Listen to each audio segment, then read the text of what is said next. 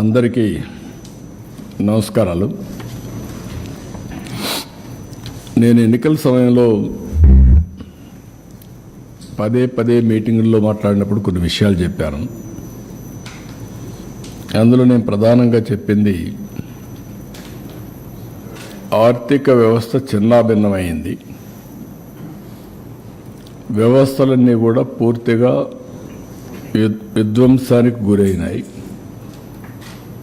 ఒక పక్క అమరావతి, పోలవరం, అమరావతిని 3 రాజధానులని 3 ముక్కలాటాడి ఫైనల్గా ఏదీ లేకుండా అమరావతిని సర్వనాశనం చేశారు, భ్రష్టు పట్టించారు. పోలవరం ఆంధ్రప్రదేశ్కు ఒక లైఫ్ లైన్, జీవనాడి. అలాంటి అమరావతి పూర్తిగా అంటే పోలవరాన్ని గోదావరిలో కలిపేశారు.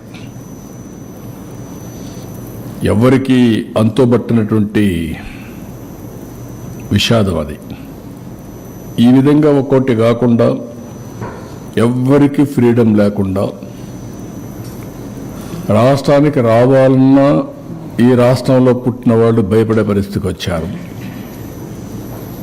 ఈ రాష్ట్రంలో పుట్టి ఇక్కడ ఇండస్ట్రీ పెట్టాలి అని పెట్టిన వాళ్ళు వేరే రాష్ట్రాలకు పారిపోయే పరిస్థితికి వచ్చి తరిమేసే పరిస్థితికి వచ్చారు. ఇలాంటి సో మెనీ సంఘటనలు అవన్నీ పోవడం లేదు. ప్రజలకు ఒక్కసారి గుర్తు చేస్తున్నా. అయితే నేను ఆ రోజు చెప్పింది అప్పటికే 14 సంవత్సరాల అనుభవం ఉంది, చేసినటువంటి చరిత్ర ఉంది, ప్రూఫ్ ఆఫ్ కాన్సెప్ట్ కూడా ఉంది. ఒక ఐటీ, ఒక ప్రూఫ్ ఆఫ్ కాన్సెప్ట్. 95లో ప్రారంభించిన ఐటీ ఈరోజు ప్రపంచంలో highest per capita income Telugu వారికి వచ్చే పరిస్థితికి వచ్చింది. హైదరాబాద్ నగరం ఇండియాలో నెంబర్ 1గా తయారై తెలంగాణ రాష్ట్రానికి హైయెస్ట్ పర్ క్యాపిటా ఇన్కమ్ చేకూర్చే పరిస్థితికి వచ్చింది. ఇలాంటివి కోకొల్లలు. ఆ అనుభవంతో నేను ఆ రోజు ప్రజలకు ఒకటే చెప్పాను, సంపద సృష్టిస్తాం, ఆదాయాన్ని పెంచుతాం. ఏదైతే సంపద సృష్టించాలంటే అభివృద్ధి జరగాలి, అభివృద్ధి వల్ల సంపద వస్తుంది, సంపద వల్ల ప్రభుత్వానికి ఆదాయం పెరుగుతుంది, ఆదాయం పెరిగితే దాన్ని సంక్షేమ కార్యక్రమాలు పెట్టి నిరంతరం పేదరికం నుంచి పేదవాళ్ళని పైకి తీసుకొచ్చే అవకాశాలు ఉంటాయని చెప్పి నేను చాలా సందర్భాల్లో చెప్పాను. చాలామంది కూడా అన్నారు ఇవన్నీ ఏంటి అవి ఇవన్నీ మాట్లాడారు. నేను నమ్మిన ఆర్థిక సిద్ధాంతం ఇది. నేను ఇప్పుడు కాదు, 95లో నేను ముఖ్యమంత్రి అయ్యాను. 91లో ఆర్థిక సంస్కరణలు వచ్చాయి. అదే సమయంలో 92, 93 ఆ ప్రాంతంలో ఇంటర్నెట్ రెవల్యూషన్ వచ్చింది. ఈ రెండు కూడా ఇమ్మీడియట్గా అడాప్ట్ చేసుకోరు చాలామంది. ఒక పక్క ఆర్థిక సంస్కరణలు తీసుకొచ్చినప్పుడు అందరూ ఆలోచన ఏంటంటే ఆర్థిక సంస్కరణలు చేసింది కూడా ఇన్విటబుల్ సిచ్యువేషన్లు, ఫారిన్ ఎక్స్చేంజ్ రిజర్వ్స్ లేవు. ఆర్థిక సంస్కరణ తప్ప వేరే మార్గమే లేదు. బంగారు కూడా తాకట్టు పెట్టిన సందర్భం అది. అప్పుడు తీసుకొచ్చారు. కానీ నేను మనసా వాచా నమ్మాను కాబట్టి నేను ఓనర్షిప్ తీసుకున్నా. నేను మాట్లాడా. సెకండ్ జనరేషన్ రిఫార్మ్స్ని స్టార్ట్ చేశా. అందుకే మీరు చూస్తే ఈరోజు ఇన్ఫ్రాస్ట్రక్చర్ ఆల్ రిఫార్మ్స్ నేను నేరుగా చేశాను, లేకపోతే ఆనాటి ప్రభుత్వం దగ్గర చేపించాను. ఒక పవర్ సెక్టర్ రిఫార్మ్స్ నేను తీసుకొచ్చి, అందుకే ఎన్నో సందర్భాలు చెప్పాను, పవర్ సెక్టర్ రిఫార్మ్స్ తీసుకొచ్చి రాష్ట్రానికి వెలుగులు ఇచ్చాను. నేను అధికారాన్ని కోల్పోయా. దట్ 2004. ఆ రోజు నేను కానీ దాన్ని కాంప్రమైజ్ అయ్యి ఉంటే ఓడిపోయాడు కాదేమో. అది వేరే చరిత్ర. అది విమానాశ్రయాలకి ఓపెన్ స్కై పాలసీ తీసుకొచ్చాను. ఫస్ట్ ఇండియాలో ఓపెన్ స్కై పాలసీలో ఫస్ట్ ఫ్లైట్ ఎమిరేట్స్ దుబాయ్ నుంచి హైదరాబాద్. గ్రీన్ఫీల్డ్ ఎయిర్పోర్ట్లకు శ్రీకారం చుట్టాం. అది కూడా మీరు చూస్తే first airport Hyderabad greenfield airport. అదే మరి రోడ్లకు శ్రీకారం చుట్టాం. నేను మలేషియాలో చూస్తే ఆ రోడ్లన్నీ మరుగు ఉన్నాయని వచ్చినప్పుడు వాజ్పేయి గారు చెప్తే ఆయన ఎక్కడి నుంచి వస్తాయి డబ్బులు అంటే, కాదండి మనం పెట్టే డబ్బులు సరిపోతుంది, ఈ విధంగా చేద్దామంటే proof of concept Nellore to Chennai,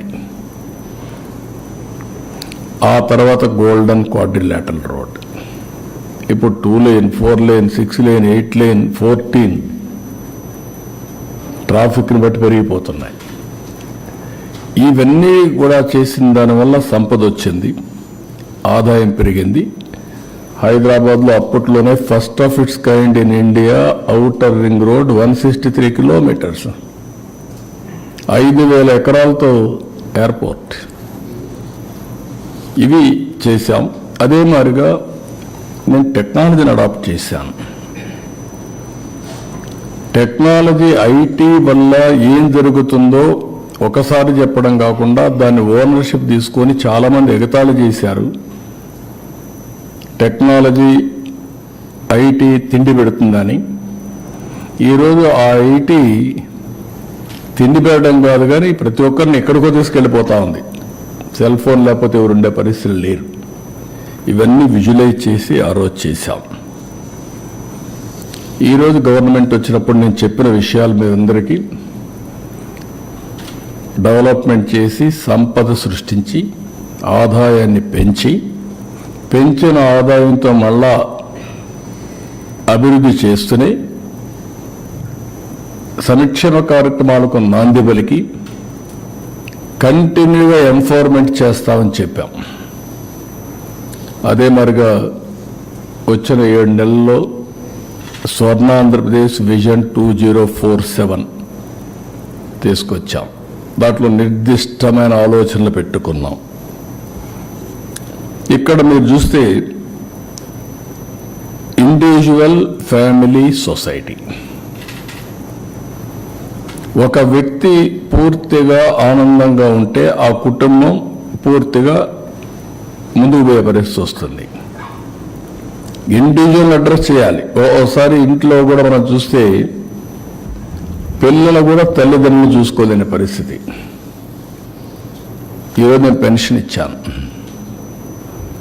pension ఇచ్చిన తర్వాత ప్రతి ఒక్క ఓల్డ్ పీపుల్ చూసుకోవడానికి పిల్లలు సిద్ధంగా ఉన్నారు.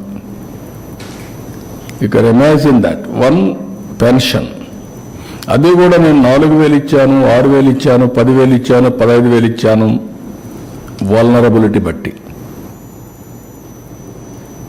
4,000 రూపాయలు ఏజ్ మితంతులు వీళ్ళకందరికి ఇచ్చాను. అదే సమయంలో 6,000 రూపాయలు దివ్యాంగులకు ఇచ్చాను. అదే సమయంలో 10,000 రూపాయలు కిడ్నీ పేషెంట్స్ ఇలాంటి వాళ్ళందరికీ 10,000 ఇచ్చాను. 15,000 మంచం మీదనే శాశ్వతంగా ఉండి ఒక అటెండెంట్ కావాల్సి వస్తే ఇంట్లో వాళ్ళు తిట్టుకోకుండా కనీసం 15,000 వస్తూ ఉంది, వెసులుబాటు ఉంది అనే పరిస్థితి వాళ్ళనైతే ఇచ్చాం. దానివల్ల మనుషుల్ని మనుషులుగా ట్రీట్ చేసే పరిస్థితి వచ్చింది. ఇండియాలో అన్ని కల్చర్ కంటే మన కల్చర్ ఎక్స్ట్రార్డనరీ. ఫ్యామిలీ వ్యవస్థ వల్ల సెక్యూరిటీ చాలా పర్ఫెక్ట్గా ఉంటుంది. అలాంటి వ్యవస్థ మన భారతదేశానికి ఒకటే ఉంది. ఈ ప్రోగ్రాం వల్ల ఇండియన్ వ్యవస్థ బాగుపడింది. ఇప్పుడు ఇంకొక పక్కన మీరు గుర్తుపెట్టుకోవాల్సింది, ఇండియాకు ఉండే అడ్వాంటేజ్ ఎక్కడ లేవు. ఆధార్, ప్రతి ఒక్క వ్యక్తిని ఐడెంటిఫికేషన్ ఆధార్ చేసేస్తుంది. దారిలో పోతా ఉంటే నేను సో అండ్ సో అంటే నువ్వు సో అండ్ సో అంటే చెప్పా వేలు ముద్రను తీసుకొని నువ్వు ఎవరు చెప్పే పరిస్థితి వస్తుంది. ఏ ఊరు ఎక్కడి నుంచి వచ్చో అన్నీ కూడా వచ్చేస్తాయి.